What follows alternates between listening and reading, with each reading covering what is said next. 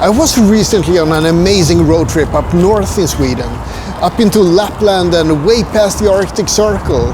So I got to do some really cool stuff, like dog sledding, I visited the ice hotel, and I hiked the Skuleskogen National Park. But there are some things I didn't get to do. So this is gonna be a bit of a weird video. This is the top 10 things I couldn't show you from Lapland. In the town of Kiruna there's a big hill, and it's not just any hill, it's an abandoned mine. And I would have loved to snowboard on an abandoned mine. I had other stuff to do in Kiruna, like dog sledding and visit the ice hotel, but I would have loved to do that snowboarding. I'm a little bit disappointed, but I don't regret my choices. It is what it is. But still, number 10, I would have loved to snowboard at an abandoned mine. Close to the Skuleskogen National Park is a really weird museum called Mannaminne.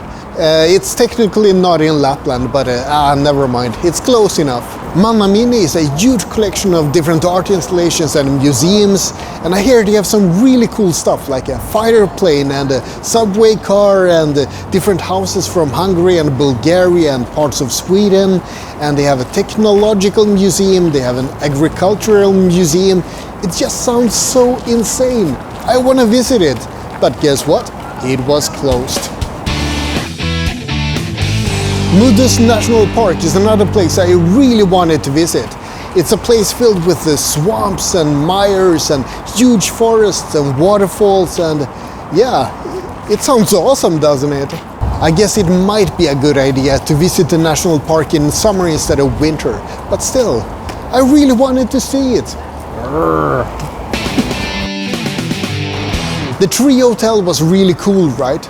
Well, guess what? There's another really cool place in the same town, but it was closed. The Arctic Bath. How cool doesn't that sound? The place looks amazing, and it's a spa. Who doesn't like a spa? I like spas. I want to sit in a sauna right now, actually.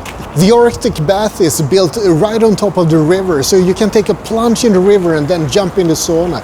It just looks amazing and sounds amazing. I'm so disappointed. I wanted to go there.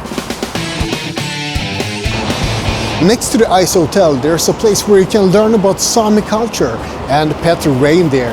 The Sami people are the indigenous people of north of Sweden. Well, and Finland and Norway, maybe Russia as well. Anyway, it would have been really interesting to learn more about the culture. And maybe, just maybe, I really wanted to pet reindeer as well. But I spent too much time dog sledding and carving indecent things at the ice hotel.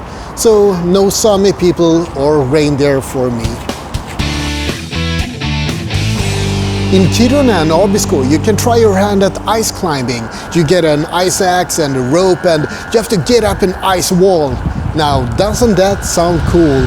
But since I'm a moron and hurt my shoulder mountain biking earlier, I couldn't even think about trying this one. It would have been too much strain on the shoulder. It does sound awesome though, doesn't it?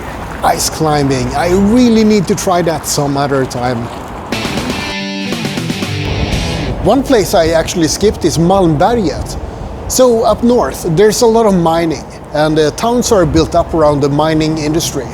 So what happens when a mine has to move? Well, then you move the town as well, of course. So that's what happened with Malmberget. It's apparently a ghost town right now, because they moved the entire town and left the houses and everything intact. It would have been so awesome to see. Oh, and the same thing is actually happening with Kiruna right now, to a lesser degree. They're moving the entire town center to a different location to be closer to the mine. Pretty cool stuff happening up there.